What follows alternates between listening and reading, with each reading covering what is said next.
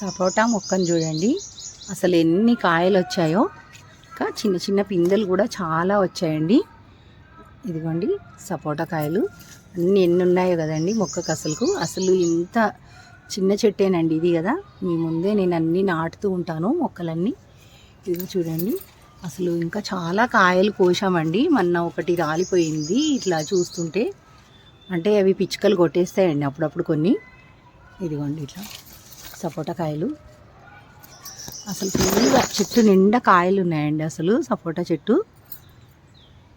దీన్నైతే నేను డ్రమ్ములో సగం half drum ఉంటుంది చూడండి, హాఫ్ డ్రమ్లోనే పెట్టానండి దీన్ని నేను. ఇదిగోండి సపోటా కాయలు అసలు చెట్టు నిండా పిందెలేనండి. అసలు పైన కూడా ఇంకా పిందెలు ఉన్నాయి. ఇది నాకన్నా హైట్ ఎక్కువ అయిపోయిందండి ఇంకా. ఇదిగోండి అన్ని పూత పిందెలు ఉన్నాయండి, చాలా పూత పిందెలు ఉన్నాయి. అసలు లోపల సైడ్ కూడా ఉన్నాయి.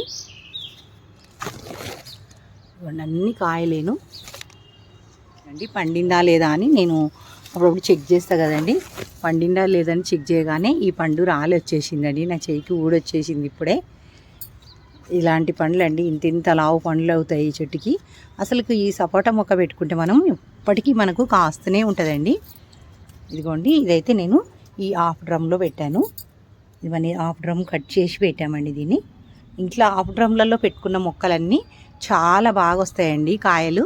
ఇంకెప్పటికీ మనకు ఈ దానిమ్మ సపోటా ఇవన్నీ అండి మేడల పైన చాలా కాయలు వస్తాయి చూడండి.